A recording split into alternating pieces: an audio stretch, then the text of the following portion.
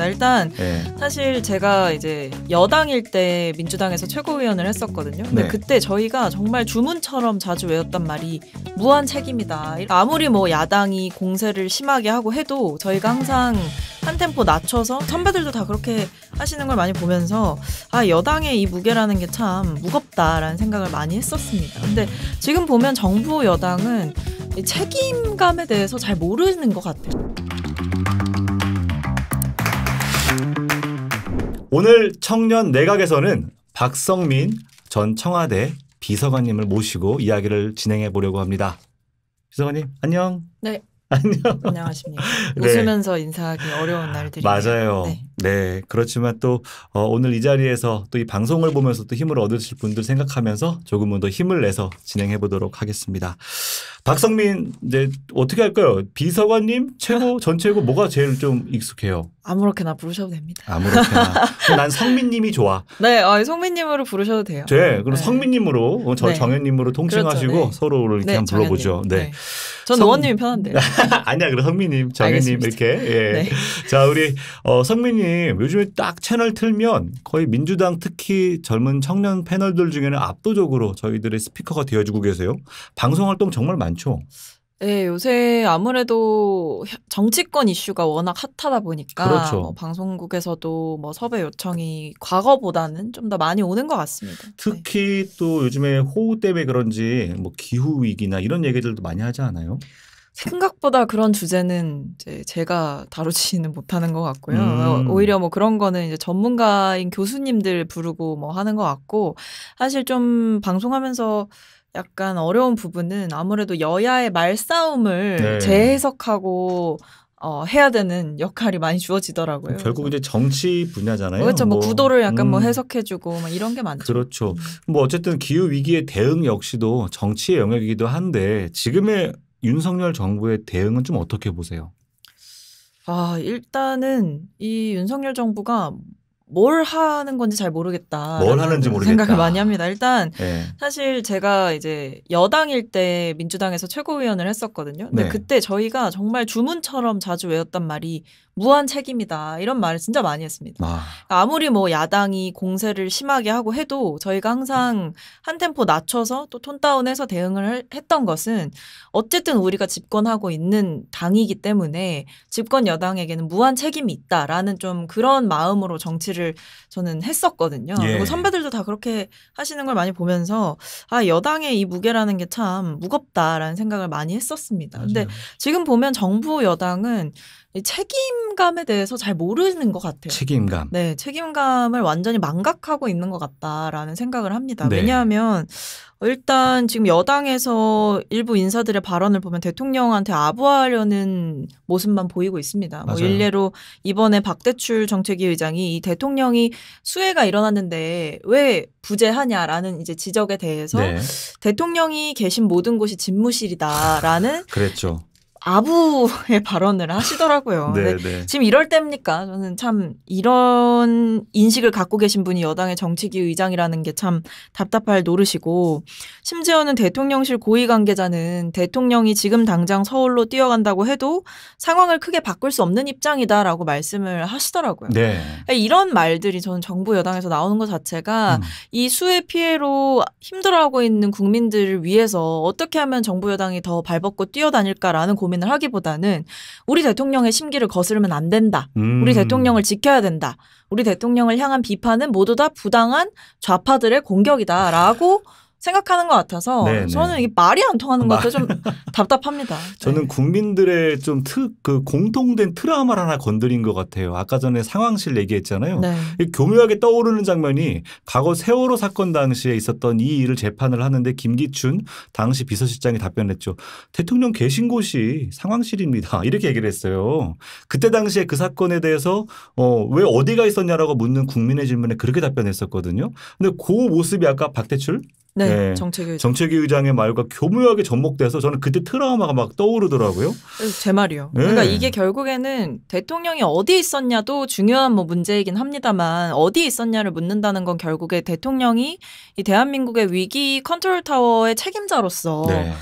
도대체 뭘 했냐라는 질문을 하는 거예요. 네, 그러니까 뭐 한덕수 총리도 마찬가지인 거고요. 대통령이 부재하는 동안 본인이 그렇게 이제 수해 피해가 일어나지 않도록 총력을 다해서 뭐 준비를 잘 하겠다라고 이야기를 해놨는데 지금 결국에 보여지는 건 지자체는 각각 다 따로 놀고 있고 네. 막을 수 있었던 참사였음에도 불구하고 예. 이렇게 많은 인명 피해가 2011년 이후에 처음이라고 하더라고요. 2011년이요? 그때 이제 산사태가 있었습니다. 우면산 산사태가 있었고 그때 이후에 이렇게 인명 피해, 그러니까 인원 수로 보면 돌아가신 분들이나 뭐 좀 다치신 분들이나 이렇게 보면 인명 피해가 굉장히 심각한 수준이다라는 거죠. 이게 근데 예견된 거였지 않습니까? 그랬죠. 비가 많이 올 거다라고 이야기를 했었고 사실 작년에도 굉장히 안타깝게도 반지하에서 뭐 일가족이 침수돼서 돌아가시는 것도 보면서 참 우리가 다 같이 아파하고 힘들어했는데 그때 이후에 이 정부는 뭐를 도대체 철저하게 대비를 한 것이냐, 도대체 뭘 했냐 이런 질문을 계속해서 드릴 수밖에 없어요. 맞습니다. 정부를 향해서 뭘 했냐라고 묻는 국민들의 질문에 저는 되게 좀 기억에 남는 게 윤석열 대통령이 그 산사태 피해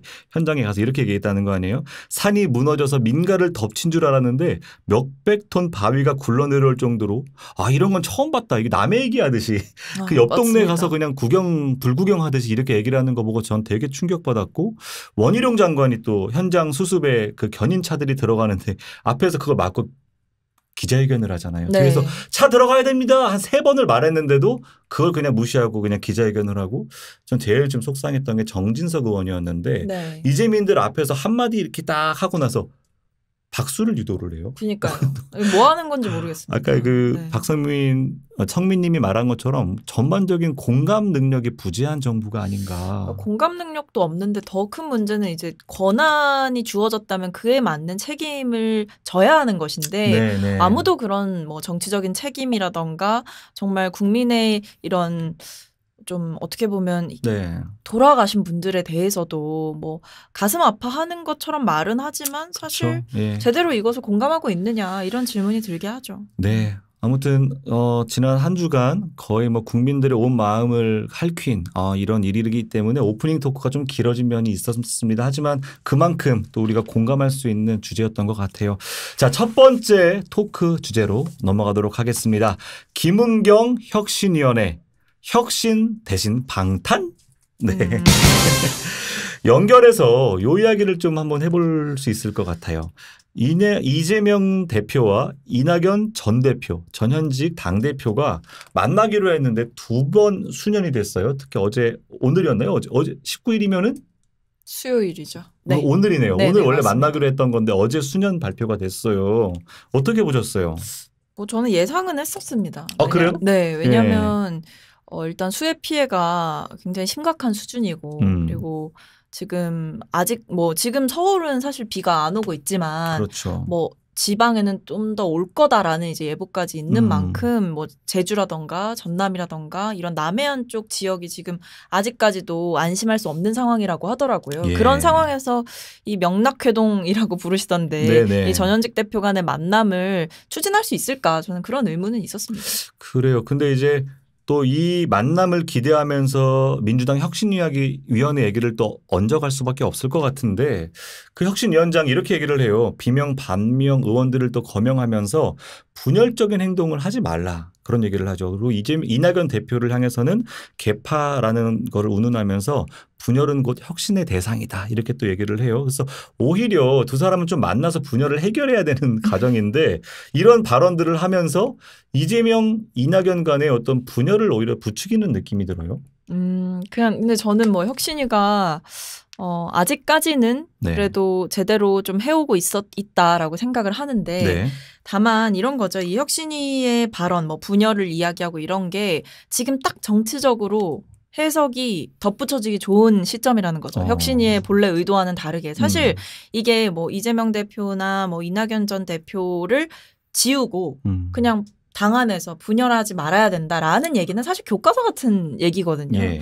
그런 만큼 아마 혁신이도 그런 근본적인 취지를 좀 강조하고자 이야기를 한 것 같아요. 또 뭐 덧붙여서는 최근에 뭐 이상민 의원님을 향해서 약간 이제 당이 뭐 쪼개질 것처럼 뭐 이별 이야기하고 이러지 말아라라는 식의 이제 구체적인 언사를 지적하기도 했었는데 그런 걸 보면 어쨌든 혁신이가 얘기하고 있는 거는 뭐 교과서에 나올 법한 이야기들을 지금 하고 있는 건데 문제는 이게 시점 자체가 이낙연 전 대표와 이재명 대표가 언제 만나냐 이게 되게 관심사잖아요. 그랬죠. 그러다 보니까 이 혁신이의 발언들이 2차, 3차 해석이 덧붙여지고 필요한 때 또 이제 멘트가 또 따서 쓰여지고 이런 좀 부차적인 과정들이 있는 것 같습니다. 그래요. 근데 이제 어쨌든 또 저는 그게 마치 이낙연, 이재명 두 사람의 대화에 뭔가 조건을 제시한 느낌이었어요. 뭔가 어쨌든 당 혁신을 위해서는 뭔가 이제 논쟁과 토론도 필요할 텐데 뭔가 분열은 하지 마. 그냥 뭔가 얹어가 이런 느낌으로 좀 조건을 제시한 느낌?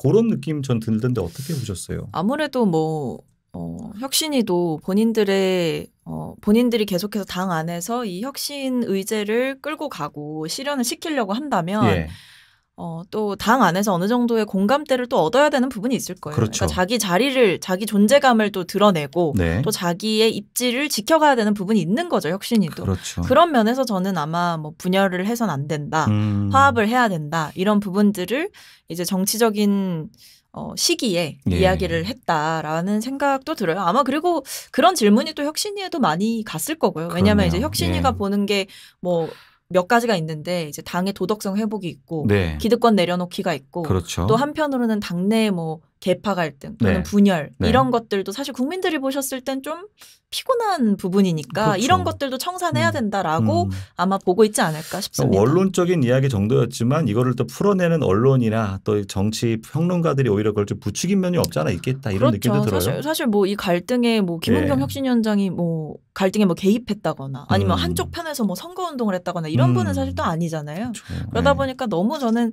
크게 혁신이의 발언에 대해서 반발하거나 또는 혁신이의 발언에 지나치게 뭐 응원의 메시지를 보낸다거나 이런 거는 좀 안 하는 게 좋지 않을까 싶어요. 그렇네요. 그러면 제가 이걸 좀 여쭤보고 싶어요. 아까 좀 그래도 긍정적인 역할을 하고 있다라고 좀 평가해 주셨는데 그럼에도 불구하고 좀 아쉬운 것, 혁신이 지난 한 달간의 평가를 했을 때 좀 실망스러웠던 것 이런 건 좀 어떤 게 있으세요?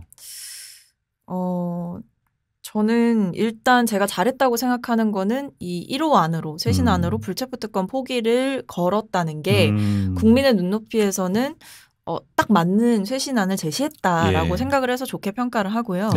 조금 아쉬운 점은 지금 그 민주당 내부에 대한 평가를 이제 하겠다라고 하는데 뭐 이재명 대표 체제 1년에 대한 평가와 문재인 정부 5년에 대한 평가를 하겠다고 얘기를 했는데 그거를 조금 빨리 시작했으면 어땠을까. 그러니까 지금 막 이제 뭔가 얘기가 이제야 나온 느낌이라서 사실 애초에 시작할 때부터 우리는 어느 쪽의 편도 아니며 우리는 공정하고 객관적으로 혁신 작업을 수행해 나가겠다라는 메시지를 줄 거면 저는 그 얘기가 먼저 나왔어야 된다고 생각을 하는 거죠. 아, 그렇네요.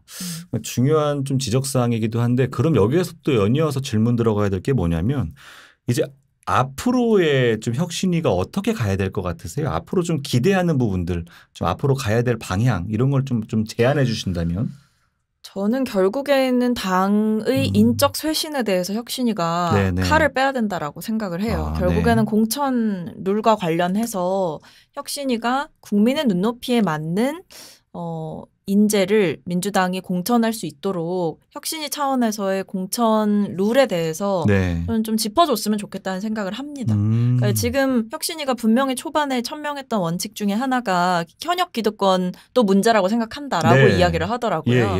그랬다면 그 말에 맞게 저는 사실 현역들의 기득권이 가장 크게 발휘될 수 있는 부분은 결국 공천이고 선거라고 생각을 해요. 맞습니다. 그렇기 때문에 결국에 당이 뭐 아무리 뭐 예를 들면 뭐 당명을 바꾸고 당 색깔을 바꾸고 아니면은 뭐 일부 인사를 바꾸고 하더라도 결국에는 저는 누가 민주당의 얼굴이 될 거냐, 누구를 공천할 거냐, 여기서 결국엔 쇄신 의지가 판가름 난다 생각하거든요. 예를 들면 막말했던 인사들 다 공천 배제하고 네. 또는 뭐 지나치게 당 안에서 분열을 일으켰던 사람들도 공천 배제하고 네. 아니면 국민의 눈높이에 맞지 않았던 또는 국민들이 보셨을 때 윤리적으로 문제가 있다라고 생각하는 사람들은 또 일종의 원칙을 세워서 배제할 수 있게 하는 룰들이 이미 지금도 있지만 예. 저는 더 나아가서 혁신위가 좀 더 강한 룰을 제시해 줬으면 좋겠고 한편으로는 인재를 영입해오는 기준이라든지 과정이라든지 네. 또는 네네. 이 정말 선거 룰 같은 경우도 사실 현역들한테 굉장히 유리하잖아요. 그렇죠. 그런 면들을 좀 과감하게 건드려주는 혁신위가 됐으면 좋겠다라고 생각을 합니다. 그건 혁신위밖에 못할 것 같아요. 그렇죠. 이 혁신위가 그런 좀 우리가 상상했던 이렇게 가면 민주당 잘 될 거야라는 것들을 좀 자유롭게 한번 제시했으면 좋겠고 물론 그걸 받는 건 당 지도부게 되겠지만 좀 그런 것들을 스스로 좀 자기 검열하지 말고 그런 것들을 좀 속 시원하게 국민들이 야 민주당 이렇게까지 한다고? 라는 말이 나올 정도로 새 신안을 냈으면 좋겠다는 생각도 들어요. 그렇죠. 근데 뭐 저는 아직 뭐 쇄신안이 1, 2, 3호까지인가요? 뭐 꼼수 탈당 방지 이런 것까지 얘기를 했는데 예.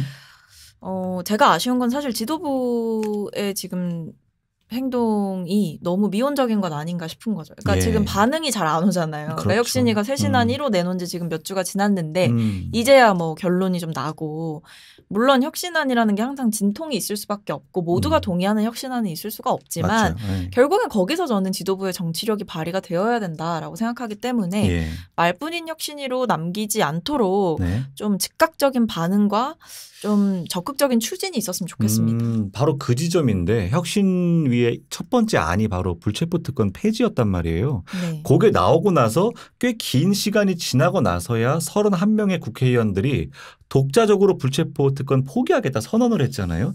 이 긴 시간이 사실은 국민들에게는 실망을 주기 충분한 시간이기도 했고 반면에 또 31명이 그럼에도 우리라도 하겠다라고 나선 건 다행이라고 생각을 하고요. 이건 좀 어떻게 보셨어요? 저는 일단 그 31분이 이렇게 용기를 낸 거는 굉장히 환영할 만한 일이다라고 생각을 하고요. 왜냐하면 그때 이제 당에서 결론이 안 나니 우리라도 나서겠다라는 취지였던 걸로 알거든요. 네. 어쨌든 그건 결국에는 본인들이 뭐 이렇게 튀기 위해서라기보다 네. 민주당이 이렇게 가서는 안 된다라는 위기감의 발로였던 것으로 보이고 그게 사실 지극히 당연한 거라고 생각해요. 저는 오히려 조금 더 빨리 이런 움직임이 있었으면 좋지 않았을까라는 생각이 들죠. 왜냐하면 네. 지금 약간 김 빠진 콜라같이 돼버렸잖아요. 네. 혁신위가 처음에 딱 쇄신안 1호 내놨을 때는 분명히 기대감이 있었고 아 민주당이 정말 변하려나라는 물론 그래도 반신반의하는 분들이 있었지만 네. 그래도 조금 기대감이 있었는데 네. 좀 너무 시간이 계속 많이 지나다 보니까 뭐 지도부에서도 제대로 대답도 안 해주고 그런 과정들이 너무 길어져서 네. 국민들은 아마 이미 조금 민주당의 쇄신 의지를 불신하고 계시지 않을까 싶어서 걱정이 많이 되긴 합니다. 네, 맞아요. 혁신이라는 게 결국 자기 반성으로 시작되고 거기에 대해 철저하게 스스로 깎아내겠다라는 의지로부터 저는 결과를 낸다고 보는데 거기에 대해서 너무 미온적이었다. 저도 그 부분에 되게 동의가 되네요.